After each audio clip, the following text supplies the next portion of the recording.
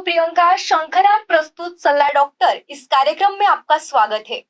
वंध्यत्व एक ऐसा विषय है जो आजकल कई दंपतियों के जीवन में चिंता का कारण बन रहा है। बदलती जीवन शैली, शारीरिक और मानसिक तनाव और कई अन्य कारक इसके प्रमुख कारण हो सकते हैं। इस मुलाकात में हम वंध्यत्व के कारण, इसके इलाज और इस समस्या से जुड़े सामाजिक और भावनात्मक पहलुओं पर विस्तार से बात करेंगे। आइए इस महत्वपूर्ण विषय पर हमारे विशेषज्ञों से जानकारियां प्राप्त करते हैं। इस वक्त हमारे साथ मौजूद है आयुर्वेदा के डॉक्टर योगेश उपराड़े। तो चलिए इस विषय की तरफ हम बढ़ते हैं। नमस्कार डॉक्टर, शंखनाथ प्रस्तुत सलाह डॉक्टर इस कार्यक्रम में आपका स्वागत है। सर, वंध्यत्व क्या है और इसे कैसे परिभाषित किया जाता है? नमस्कार, मैं डॉक्टर योगेश उपराड़े। आप सभी को नमस्कार, शंखनाथ के सभी दर्शकों को। जैसा कि आपने पहला जो प्रश्न पूछा है कि वंध्यत्व क्या है और इसको कैसे परिभाषित किया जाता है, तो वंध्यत्व जब भी कोई नव विवाहित दंपत्ति है और वो 1 साल से यौन संबंध बना रहे हैं, फिर भी उनको कोई रिजल्ट नहीं आ रहा है, तो ये वंध्यत्व को दर्शाता है। दूसरा, गर्भधारणा होने के बाद भी, कंसेप्शन होने के बाद भी अगर बार बार गर्भपात हो रहा है, जिसको हम एमटीपी बोलते हैं मेडिकल टर्मिनोलॉजी में, तो जो उनकी जो शारीरिक और मानसिक समस्या होने की वजह से वो अच्छे तरीके से यौन संबंध स्थापित नहीं कर पाते, ये तीसरी समस्या होती है। तो ऐसे मूल कारण 3 या 4 ही है। लेकिन उसमें बहुत सारे अलग अलग कंडीशंस आते हैं, बॉडी कंडीशंस आते हैं, मानसिक कंडीशंस आते हैं, जिसकी वजह से ये तकलीफें हम उसको परिभाषित कर सकते हैं। ओके। मुझे ये बताइए कि स्त्री और पुरुषों दोनों में वंध्यत्व के मुख्य कारण क्या हो सकते हैं? इसमें जो पुरुषों में जो मुख्य जो कारण होता है वो होता है कि शुक्राणुओं की कमी, यानी स्पर्म काउंट कम होना। और दूसरा होता है कि स्पर्म मोटिलिटी कम होना, मतलब जो शुक्राणु की जो गति होनी चाहिए वो कम होना। तीसरा कारण होता है कि यौन संबंध बनाने की इच्छा नहीं होना, जिसकी वजह से कंसेप्शन नहीं हो पाता अच्छे तरीके से। चौथा कारण है हार्मोनल इम्बैलेंस, जो पुरुषों में और स्त्रियों में दोनों में होता है। तो जो हार्मोनल इम्बैलेंस में जैसे टेस्टोस्टेरोन हार्मोन हो गया, या फिर अगर से पुरुषों में वैसे थायराइड का प्रॉब्लम कम होता है, लेकिन महिलाओं में भी थायराइड का एक कारण होता है। तो मैं महिलाओं में कारण बताता हूँ कि महिलाओं में जो कारण होता है वो पीसीओडी, पीसीओएस मतलब पॉलीसिस्टिक ओवेरियन सिंड्रोम, या फिर डिसऑर्डर जो बोलते हैं, वो एक कारण होता है। इसमें क्या होता है कि महीने की जो माहवारी है वो प्रॉपर तरीके से नहीं आती, लेट आना, 3 महीने तक, 4 महीने तक के नहीं आना। तो जिससे महीने की माहवारी नहीं आएगी तो ओवुलेशन नहीं हो पाएगा, ओवुलेशन नहीं होगा तो यौन संबंध स्थापित करने के बाद भी गर्भधारणा नहीं हो पाएगी। और उसमें फिर जो दूसरा जो कारण होता है वो होता है कि हार्मोनल इम्बैलेंस, जैसा कि मैंने बताया, तो प्रोलैक्टिन या थायराइड जैसे जो हार्मोन होते हैं उनका इम्बैलेंस होना, इसकी वजह से भी होता है। और मतलब बॉडी कंडीशंस चेंज होना, मोटापा बढ़ना, पीसीओडी होना, और गर्भाशय में फाइब्रॉइड या फिर इंडोमेट्रियोसिस जैसी कंडीशंस आना, आजकल जो बहुत कॉमन हो गया है, गर्भाशय में गांठ होना, अंडाशय में गांठ होना। गर्भाशय यानी उसको हम बच्चादानी या यूट्रस कहते हैं, और अंडाशय मतलब ओरी। तो ये ओरी का बरोबर रप्चर नहीं होना, तो जब ओरी से ओवम नहीं निकलेगा, अंडे नहीं निकलेंगे, तो हम जैसे मेल जो शुक्राणु होते हैं उसको स्पर्म कहते हैं, और जो फीमेल जो अंडे होते हैं उसको हम ओवम कहते हैं। तो ये जब दोनों के अलग अलग बायोलॉजिकल और फिजियोलॉजिकल कंडीशंस है, तो ये कारणीभूत होते हैं वंध्यत्व के पीछे। मुझे ये बताइए कि वंध्यत्व के केसेस मतलब हमारे इंडिया में अभी तक कितने हैं, क्या बढ़ रहे हैं, आप क्या बताना चाहेंगे? जी, आपकी बात सही है। वंध्यत्व की समस्या दिन ब दिन बढ़ते जा रही है, और अगर से हम भारत की ही बात ले ले तो भारत में 27.5 मिलियन इसकी संख्या बढ़ गई है अब तक के, अभी जो पिछले 1 साल की रिपोर्ट तक के। तो ये समस्या बढ़ते जा रही है, और इसके बढ़ने के पीछे सबसे बड़ा कारण है शिक्षा का अभाव। जो एक तो हमारे मतलब ये कंडीशन इनफर्टिलिटी या वंध्यत्व क्यों आता है, इसके पीछे हमें कौन कौन सी चीजों को के बारे में जानकारी नहीं है, वो जानकारी सरकार के द्वारा भी लोगों तक के नहीं पहुंच पा रही है सही तरीके से। लोगों को अपने स्वास्थ्य के प्रति यानी जो सेल्फ केयर बोलते हैं जी, चाहे वो मेल हो या फीमेल हो, तो वो सेल्फ केयर की कमी आई है, इसलिए उनकी दिनचर्या बिगड़ी हुई है। दिनचर्या बिगड़ने की वजह से या व्यसन करने की वजह से पुरुषों में व्यसन ज्यादा हो रहा है, महिलाएं भी व्यसन में आजकल ज्यादा इन्वॉल्व हो रहे हैं। तो ये सब चीजों की वजह से ये संख्या इसकी बढ़ते ही जा रही है। और सबसे बड़ा है जागरूकता की कमी, स्वास्थ्य जागरूकता की कमी, और उस बारे में सरकार के तरफ से कोई प्रॉपर शिक्षा का अभाव या किसी योजना का अभाव भी हम बोल सकते हैं। अच्छा, मतलब हमारे इंडिया में बंधुत्व के केसेस बढ़ते जा रहे हैं, इंडिया में भी और फॉरेन में भी बढ़ रहे हैं। Okay okay. मेरा अगला प्रश्न, मुझे ये बताइए कि मतलब इस भाग दौड़ के जीवन में हमारी खान पान बोले, हमारी जीवन शैली बोले, तो इन दोनों का बंधुत्व पर असर पड़ता है, मतलब इसका क्या प्रभाव होता है? डेफिनेटली इसके ऊपर असर पड़ता है, क्योंकि एक व्यक्ति की दिनचर्या कैसी है, उसका खान पान कैसा है, वो खाने में कैसे चीजों को इंक्लूड कर रहा है, ये सब चीजों का पूरे शरीर पे प्रभाव पड़ता है। हार्मोनल जो चीजें हैं, सिक्रेशन, उसके ऊपर प्रभाव पड़ता है। जैसे पुरुषों में जो टेस्टोस्टेरोन हार्मोन है, या जो एक कह सकते हैं कि उनके अंदर जो एक नॉर्मली जितने मात्रा में स्पर्म काउंट होना चाहिए उसकी कमी होती है। क्योंकि आयुर्वेद में, जैसे मैं एक आयुर्वेदिक डॉक्टर हूँ, तो आयुर्वेद में बोला गया है कि अगर से हमारा पाचन सही तरीके से नहीं होगा तो आगे के जो धातु बनते हैं, 7 धातु बताए हैं, रस, रक्त, मांस, मेद, अस्थि, मज्जा, शुक्र, तो जो लास्ट का जो धातु है वो शुक्र बताया है। तो जब वो अच्छा नहीं बनेगा तो स्पर्म काउंट और स्पर्म मोटिलिटी का ये पुरुषों में बहुत प्रॉब्लम हो रहा है, बहुत इश्यूज आ रहे हैं। और महिलाओं में भी अंडाशय और गर्भाशय से रिलेटेड इश्यूज हो रहे हैं। तो उसका सबसे बड़ा कारण दिनचर्या और खान पान ही है, और व्यसन। क्योंकि दिनचर्या, आप लेट उठ रहे हो, लेट उठने की वजह से बॉडी में टॉक्सिन्स जमा होते हैं, तो टॉक्सिन्स शरीर से निकल नहीं पाते, क्योंकि जो 6 बजे के पहले उठेगा तो उसको मोशंस अच्छे से आएंगे, मल प्रवृत्ति अच्छी होगी, मल प्रवृत्ति अच्छी होगी तो भूख अच्छे से लगेगी, और भूख अच्छे से लगी तो वो पाचन भी अच्छे से होगा। और खाना लेट खाना, रात को देर रात तक के जागना, व्यसन करने से भी जो स्पर्म मोटिलिटी या स्पर्म काउंट कम होता है। क्योंकि अगर से आप स्मोकिंग कर रहे हो तो बॉडी में हीट बढ़ रहा है, जिसको हम आयुर्वेद की भाषा में पित्त बढ़ना बोलते हैं। जी। अगर से आप जंक फूड्स या फिर प्रोसेस्ड फूड खा रहे हो, ज्यादा ऑयली चीजें खा रहे हो, स्पाइसी चीजें खा रहे हो, चाइनीज चीजें आजकल जैसे पुरुषों में और महिलाओं में भी कॉमन है, खासकर महिलाएं ज्यादा फास्ट फूड खाते हैं। तो इसकी वजह से कफ दोष बढ़ता है, कफ दोष अवरोध करता है, ब्लॉकेज करता है। इसलिए महिलाओं में फेलोपियन ट्यूब ब्लॉक होना, गर्भाशय में फाइब्रॉइड होना, गांठें बनना, पाड़ी समय से पहले आ जाना, या फिर बहुत लेट आना, जिसको हम बोलते हैं पीसीओएस। तो अंडाशय का प्रॉपर तरीके से रप्चर नहीं होना, जो ओरी है, ओरी में गांठ आ जाना, सिस्ट जिसे कहते हैं हम, ओएरिन सिस्ट।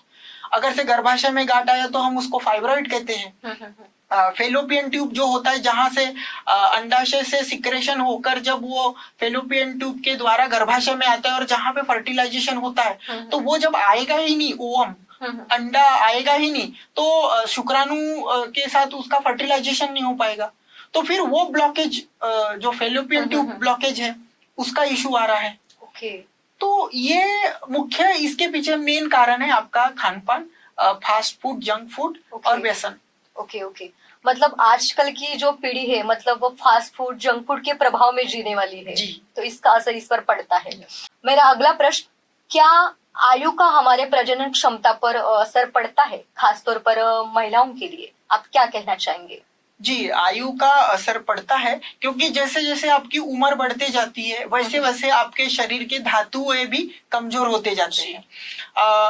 अगर से महिला की उम्र 18 से 25 साल की है तो उसकी प्रजनन क्षमता अच्छी रहेगी, मतलब सबसे बेस्ट रहेगी। 25 साल से 29 साल के बीच है तो जैसे जैसे उम्र बढ़ रही है 29 साल तक के तो थोड़ी कम हो जाती है। फिर 29 साल से 35 साल के बीच में उसकी प्रजनन क्षमता और कम होगी। लेकिन जैसे 40 क्रॉस हो गए तो प्रजनन क्षमता में बहुत कमी आ जाती है या फिर कभी कभी पॉसिबल ही नहीं हो पाता गर्भधारणा करना। तो ऑब्वियसली ये हमारे उम्र के हिसाब से, हमारे एज के हिसाब से फर्क पड़ता है। ऐसा ही पुरुषों में देखा जाता है कि 40-45 के एज के बाद उनकी जो शरीर का जो बल है, बल कम हो जाता है। तो ये भी चीजें यानी एज मैटर करता है प्रजनन क्षमता के लिए।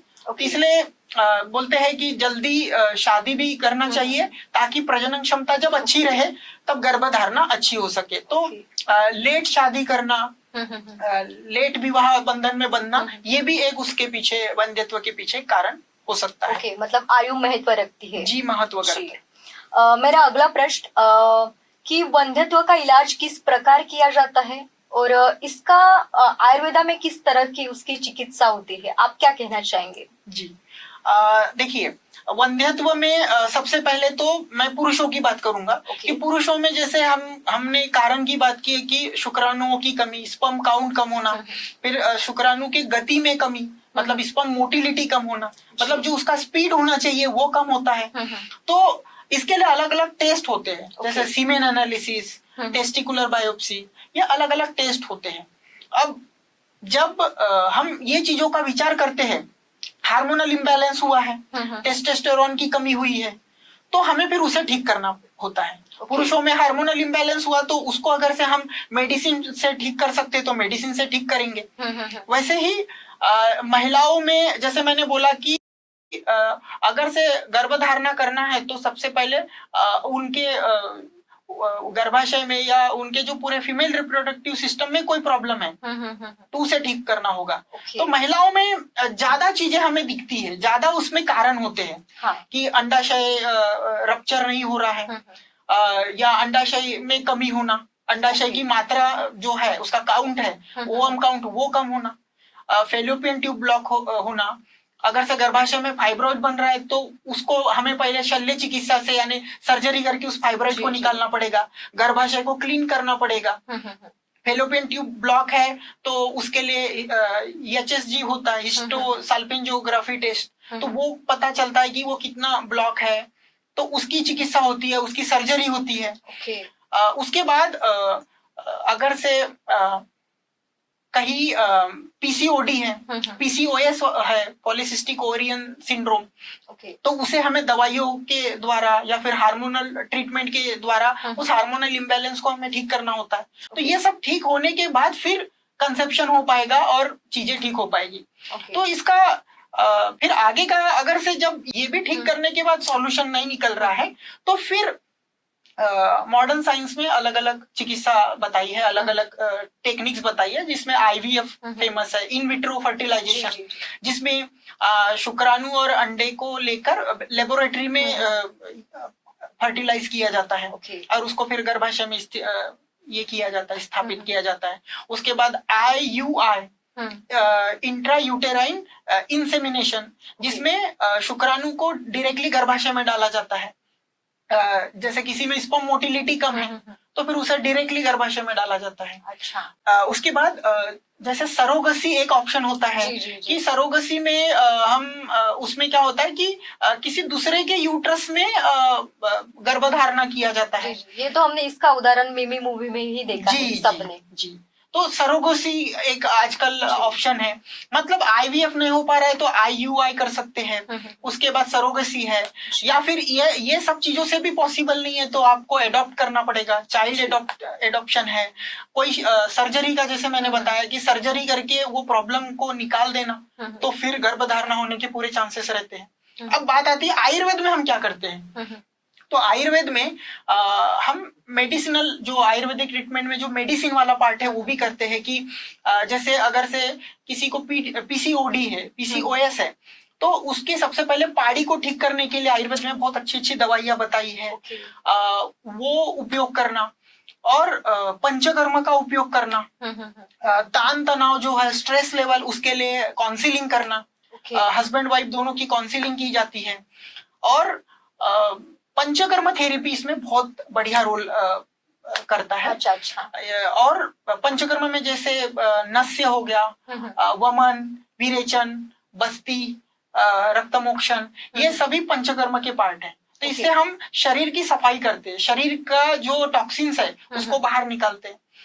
तो जो भी कंडीशन होगी, फेलोपियन ट्यूब ब्लॉकेज होगा या फिर पाड़ी बरोबर नहीं आ रही है, तो उसे सबसे पहले ठीक करके पंचकर्म के द्वारा और दवाइयों के द्वारा ठीक करके फिर एक लास्ट में उत्तर बस्ती होती है। उत्तर बस्ती ये यूरेथ्रा के थ्रू दिया जाता है। जिससे कि अगर से पुरुषों में भी दिया जाता है और महिलाओं में भी दिया जाता है। उत्तर बस्ती से क्या होता है, अगर से किसी में फेलोपियन ट्यूब ब्लॉक है या गर्भाशय की क्षमता कम हो गई है तो वो क्षमता बढ़ जाती है। और पुरुषों में स्पर्म काउंट कम हो गया है या स्पर्म मोटिलिटी कम हो गई है, तो सबके हिसाब से अलग अलग मेडिसिन उत्तर बस्ती में यूज किया जाता है। जिससे कि हम जो भी हार्मोनल कंडीशन या जो फिजियोलॉजिकल कंडीशन है उसको हम ठीक करने में मदद करते हैं। अच्छा। और इसके बहुत बढ़िया रिजल्ट है आयुर्वेद में भी। अच्छा, मतलब इस तरह की चिकित्सा की जाती है जी। और ये बहुत कम लोगों को पता है। तो ये भी एक अवेयरनेस, ये भी एक जागरूकता आना जरूरी है कि आयुर्वेद में भी इसके लिए एक प्रोटोकॉल है, एक चिकित्सा है। मुझे ये बताइए कि वंध्यत्व को मतलब समाज से कम करने के लिए क्या कदम उठाने चाहिए? सबसे पहले तो वंध्यत्व के बारे में लोगों को बताना चाहिए, जागरूक करना चाहिए, उनको उस बारे में जानकारी देना चाहिए, सही जानकारी कि वंध्यत्व होता क्यों है और ये अभी पिछले 10-20 सालों में क्यों बढ़ा। तो जब लोगों को कारण पता चलेगा कि इसके पीछे हमारी दिनचर्या, हमारा खान पान, हमारा जंक फूड खाना, प्रोसेस्ड फूड खाना, रात को लेट सोना, नींद प्रॉपर नहीं होना, और सिर्फ काम, वर्कहोलिक होना, मतलब सिर्फ काम में ही ज्यादा बिजी रहना और अपने तरफ ध्यान नहीं देना, जिससे शरीर कमजोर होता है। शरीर कमजोर होगा तो जो मैंने जैसे बताया कि जो 7 धातु है जो आयुर्वेद में बताया है, रस, रक्त, मांस, मेद, अस्थि, मज्जा, शुक्र, वो अच्छे तैयार नहीं होंगे। तो ये सब चीजों के बारे में लोगों को जागरूक करना और गवर्नमेंट के तरफ से अलग अलग प्रकार की योजनाएं आनी चाहिए। और वंध्यत्व के लिए भी जैसे कोई आर्थिक रूप से संपन्न परिवार नहीं है तो गवर्नमेंट की तरफ से कोई एक योजना होनी चाहिए वंध्यत्व के लिए। जैसे अभी आयुष्मान भारत योजना है जिसके अंतर्गत 5 लाख तक के कोई भी अपनी चिकित्सा करवा सकता है, ऑपरेशन करवा सकता है। तो कभी कभी एक आर्थिक असंपन्नता होने की वजह से भी लोग आईवीएफ की तरफ नहीं जाते क्योंकि वो महंगी चिकित्सा है। तो सरकार को इसके बारे में अलग अलग प्रकार की योजनाएं बनानी चाहिए, जागरूक करना चाहिए।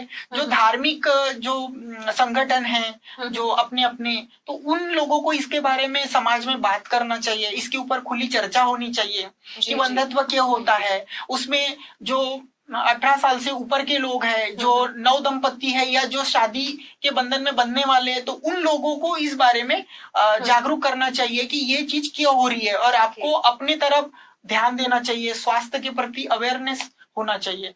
तो ऐसे बहुत सारी अलग अलग योजनाओं के द्वारा अलग अलग संगठनों के साथ जुड़कर और एक परिसंवाद करके या फिर इसके ऊपर बहुत चर्चा करके इसको अच्छे तरीके से सॉल्व किया जा सकता है।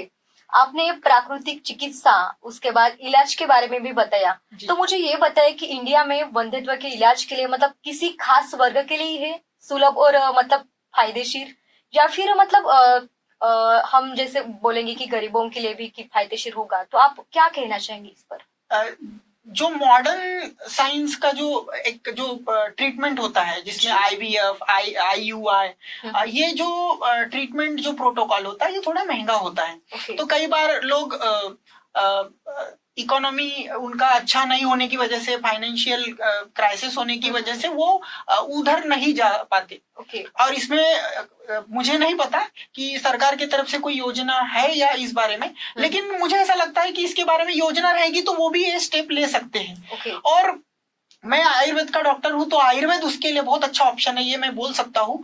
और जो चिकित्सा प्रणाली जो इसकी होती है जो थोड़ी महंगी है, तो इसके लिए या फिर इसके बारे में जागरूकता कम होने की वजह से बहुत लोग स्टेप नहीं ले पाते और 8-8 10-10 साल बाद बस घूमते रहते हैं।